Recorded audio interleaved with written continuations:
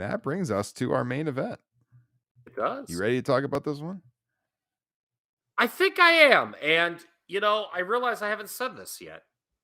And it was one of my big talking points for tonight's show. But I think it's good that we're mentioning it now because this match is the one that best illustrates it.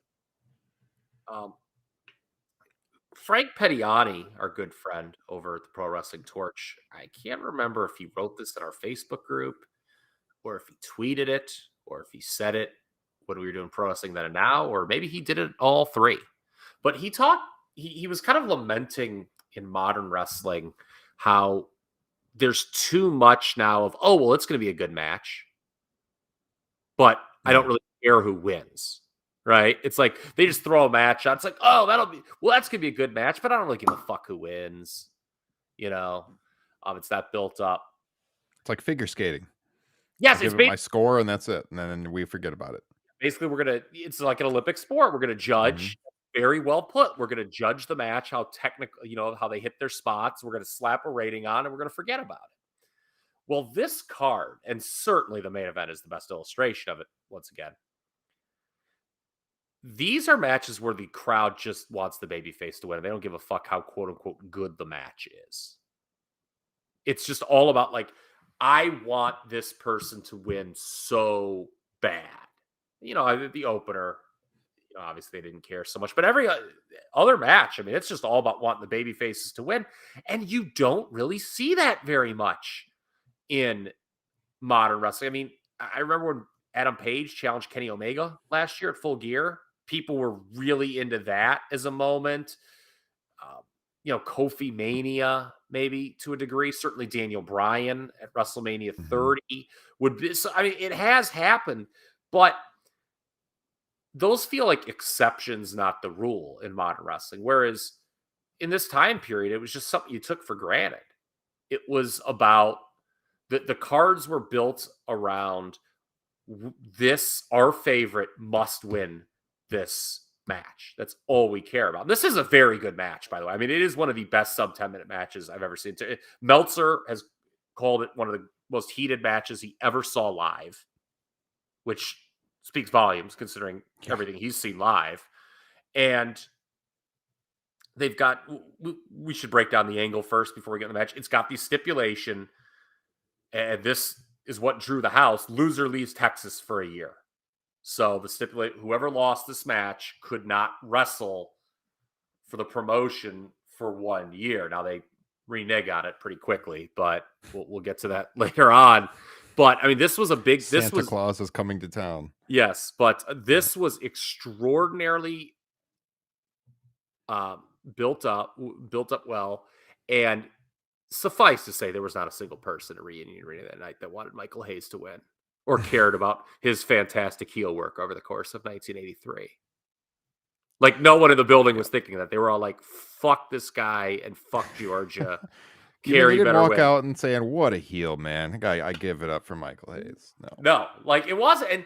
And look, things evolve, things change. I saw the execrable Disco Inferno, Glenn Gilberti, with some fucking shite tweets. I mean, everything this guy says is just complete manure.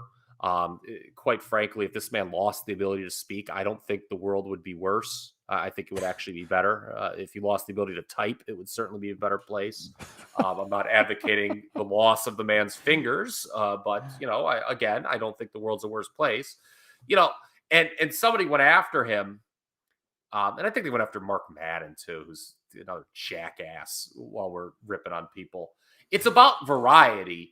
And I think the last time Liam was on Extra with me, we talked about how we've gone like 180 from where we were 20 to 25 years ago. Like we've basically got what we wanted. Like I mean, you're a few years younger, but by that point, you're knee deep in the weeds for wrestling. And it Oh was all yeah. about, we Yeah. need better matches. There needs to be better matches. And now everything's just like, okay, it's a good athletic match and you just move on. You don't really give a fuck who wins.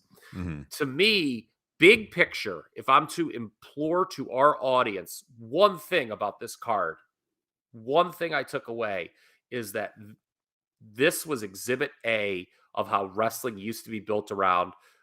We are packing the house tonight because this audience wants this babyface to win in the end, and they don't give a shit if it's a 25-minute match or a 5-minute match.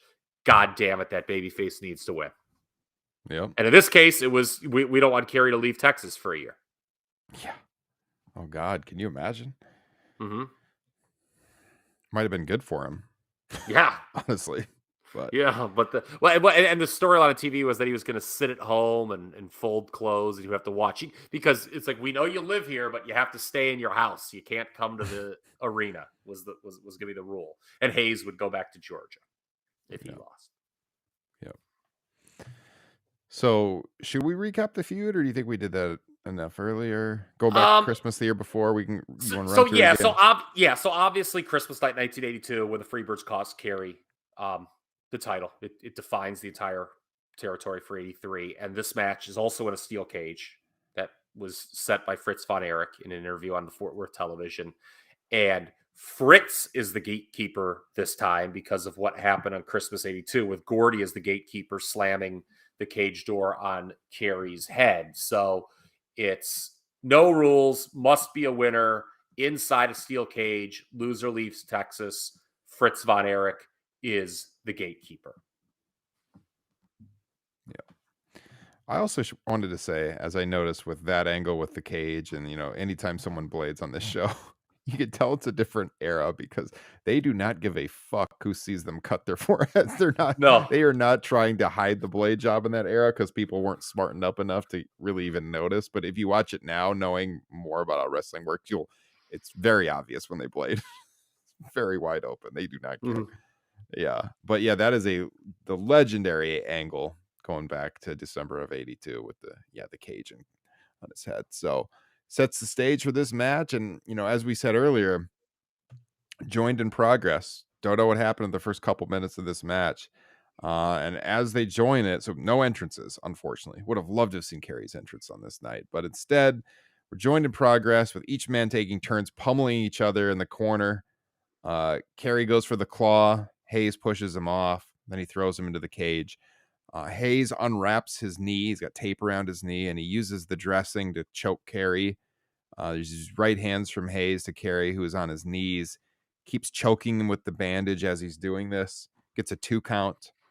Hayes tries to toss Kerry into the corner, but Kerry reverses it, and then Hayes goes face first into the turnbuckle.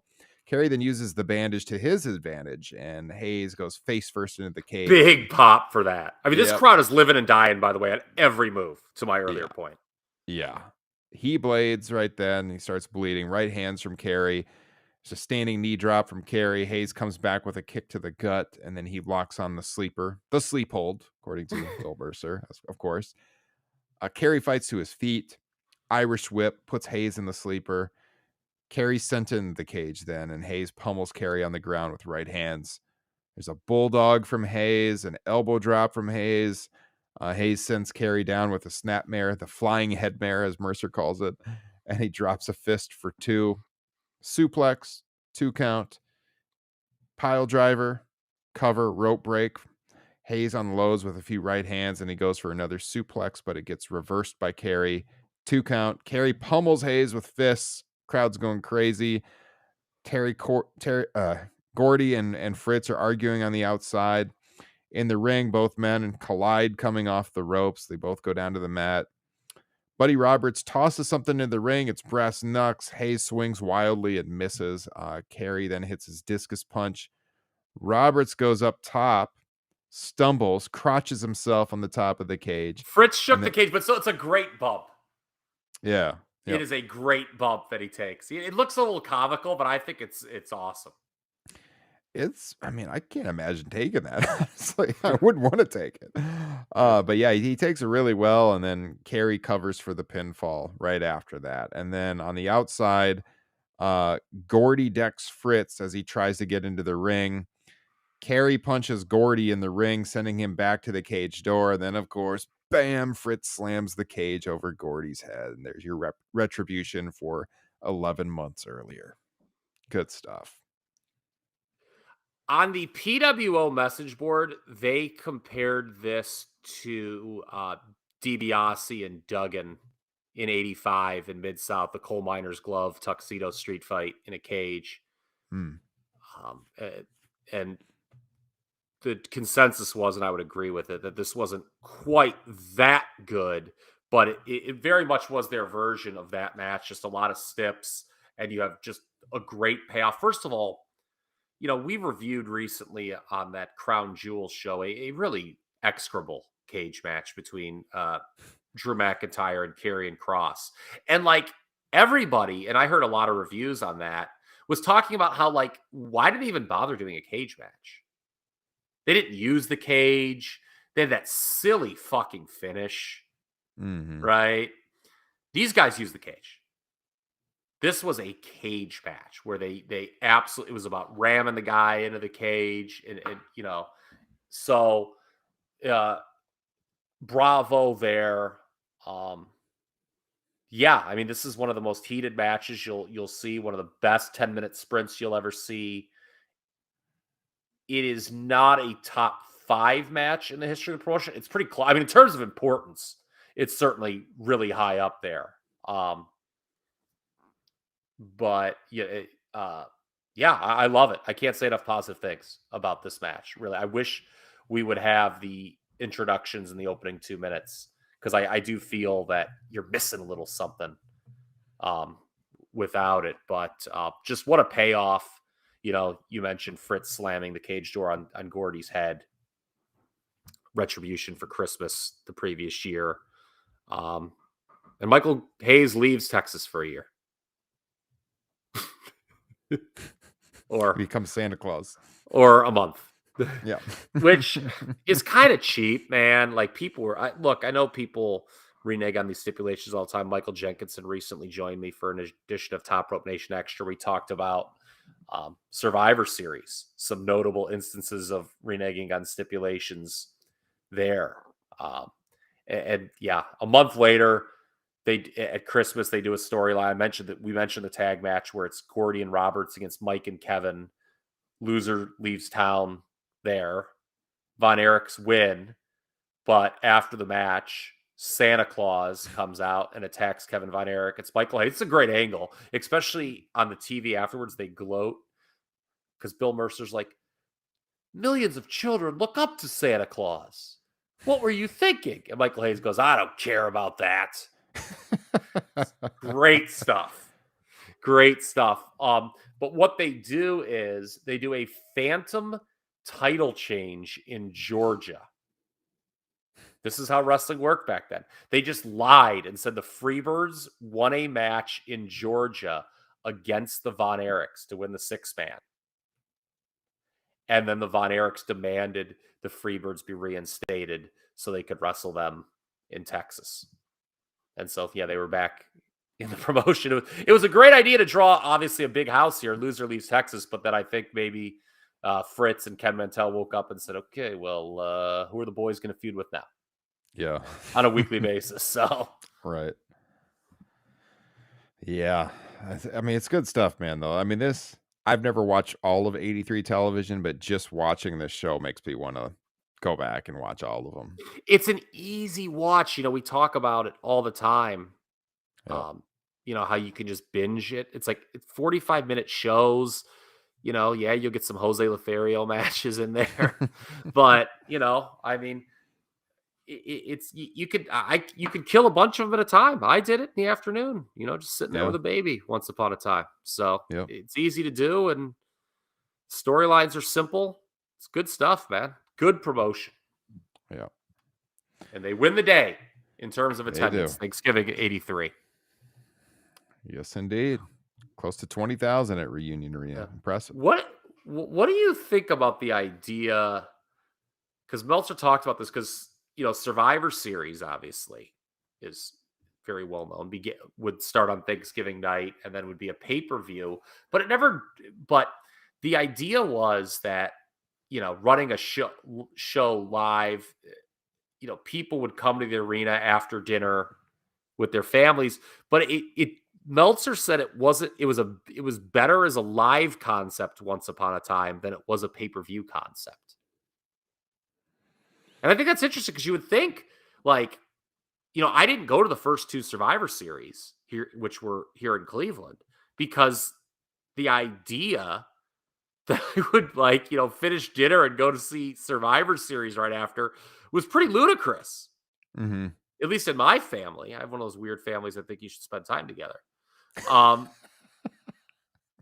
but, like, Turn off the wrestling, Kyle.